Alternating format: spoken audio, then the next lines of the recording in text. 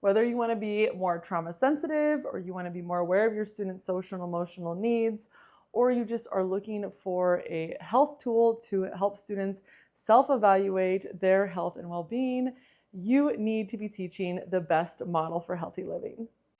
Hi teachers, Janelle here. I'm the founder of Project Wellness and your guide for all things related to skills-based health and by extension, social emotional learning. Got all of that SEL stuff covered for you. So in this video, I want to quickly break down 5 reasons why the best model for healthy living is going to be a game changer in your classroom and for your students, and I'll even say for your own well-being. So before I share those 5 reasons, let me explain what even is the best model for healthy living. So essentially, it is a self-evaluation tool for students to check in with their own health and well-being as a way for them to monitor what's going on with their health and well-being and then be able to make very intentional and enriching decisions in connection to their well-being. So the BEST model features 4 quadrants, and they are all related to the word best. So we have B, which is body, so what's going on in your physical body. We have E, which is environment and surroundings. So yes, we're talking about environment on a big scale, but also more importantly, just about all of the environments that we live within in our daily lives. You know, are they safe? Are they secure? Do we feel at home there? All of those types of things. And then we have S, which is self. So that's all about knowing yourself, loving yourself, having self-confidence, self-esteem, your mental well-being, those types of things. And then T is social ties. So that's your connection, your community, all of those things. So the whole purpose of this tool is to give students a very clear and concise way for them to be able to pause and to reflect inward to determine, hey, what's going on with my well-being? And then to be able to communicate that to someone else or to be able to make a mindful choice about how they want to manage their well-being. And it is a tool that can be used anywhere across the curriculum. It does not have to just be used in health and PE. It can be used literally in any class across the curriculum, in any setting, and it can be used at any age throughout life. So initially I designed it for myself, and then I realized, hey, this would be a really great tool for students. And then I'm going to put it as the foundation of an elementary health program I'm designing, and it's already part of the Project Wellness middle school and high school health curriculum. So it truly can be anywhere.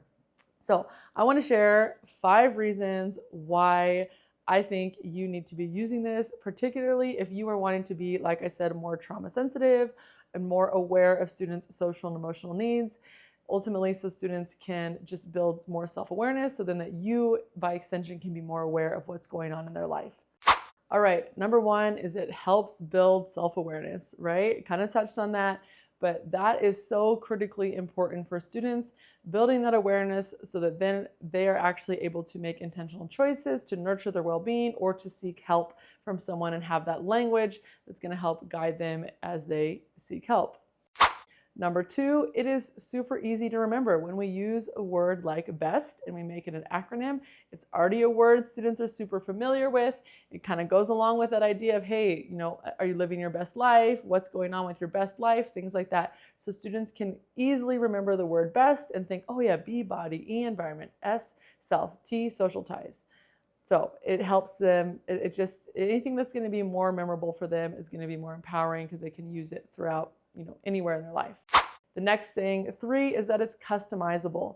So if you look at the posters, you'll see that there's a couple iterations of the posters. So one of them just gives a description of what each realm looks like in a student's life. One of them gives self-reflection questions that students can ask so that they can get a better idea of, hey, what's actually going on in this realm of my life?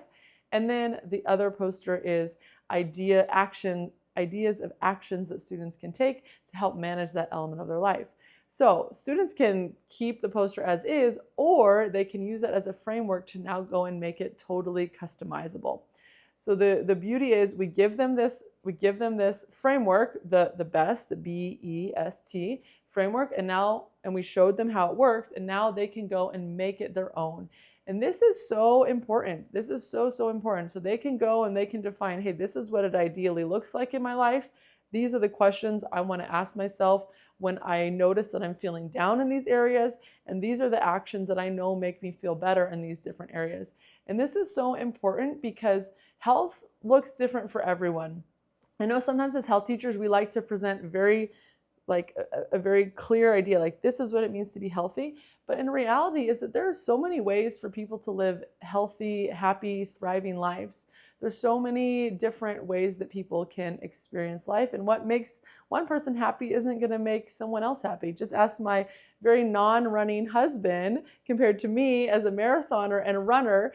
I'm happy when I can run. He'd be happy to never have to run a race. So it's really important that we give students that space. I mean, on one hand, it just makes it so much more authentic for them.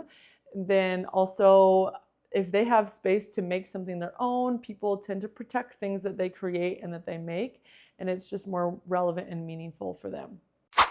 Okay, so number 4 is that it provides very specific feedback. And this is really, really critical because I think as teachers, we're often checking in with students. We're making, we're doing our best to try to make sure that they're okay, to see what's going on, to dig a little bit deeper. But honestly, sometimes a question is just too vague and students don't actually have the language to navigate that question. So when we create something or we use something like the B.E.S.T model, this now gives students a very clear way to identify what's going on in their life. So we can ask them, let's say a kid comes in, after recess, after lunch recess, and they're just like struggling and they were okay earlier in the day. And you can be like, instead of just saying like, hey, what happened? What's wrong? And that's a little too vague. We can say, hey, you know what? I noticed that you're kind of not okay right now. Would you like to, fill out your B.E.S.T model? And just, use it as a way, write a journal entry, or maybe there's some sort of a check-in sheet that has it. And then by doing that, they pause and they do the body scan, right? They do a scan. They say, okay, B, body. No, I feel okay in my body. I feel good. I moved. Okay, E, environment. No, I feel, things are going okay. S and T. And then when they get to T, maybe it comes out like, oh, me and my friend got into a fight at lunch and they said something mean and I can't stop thinking about it. Or maybe I said something mean and I feel so guilty. I can't stop thinking about it. I'm obsessing about it. Whatever it is. So the B.E.S.T model is just another way to give students a very clear and concise way to talk about what's going on in their life, to communicate what's happening. And I think this is, in connection to that number 1 too, of just increasing student self-awareness, so they know they're just aware of what's actually going on. And then also now in connection to that, they have specific feedback. And then the last thing is it is so adaptable and sustainable. And by that, I mean that this tool can be used literally anywhere across the curriculum. Does not matter what subject you teach, does not matter what grade level you teach. It can be used everywhere. It is a tool that can help any student in any situation in school build understanding of what's going on with their well-being, and by extension, hopefully increasing their well-being. All right, so as you can see, I really firmly believe that the B.E.S.T model is just a great tool that any teacher can use. It's particularly if you are wanting to be more trauma sensitive and more trauma aware, so you want to be able to really understand, what's going on in kids' lives. You want to create space for them to build that self-awareness. If you are really focused on students' social and emotional learning, their social and emotional well-being, this is a fantastic tool. And then of course, if you are a health or PE teacher, this is a fantastic self-evaluation tool for students to check in with their well-being from that multidimensional skills-based point of view. All right, teachers. Well, thank you so much for tuning in. And I just want to say thank you so much for the incredible work that you're doing with your students. It does not go unnoticed that you are working to be more trauma aware and trauma sensitive. It does not go unnoticed that you are committed to students' social and emotional development. It is truly life-changing work, and not just life-changing, but really life-saving work. And I just thank you for that. And if you want to check out some free health education and SEL resources, be sure to click the link. I'll put it here in the description. I have tons of free lessons that are completely done for you, so you can just grab them and go. And while you're at it, please hit that like, drop a comment. Tell me how you might use this in your classroom with your students, or maybe in your own life. Share it with a friend, and definitely click subscribe so you don't miss any other videos. And until that next video, I hope you have just a fantastic day. I hope you take care. And again, thank you for all of the incredible work that you are doing within the realm of education.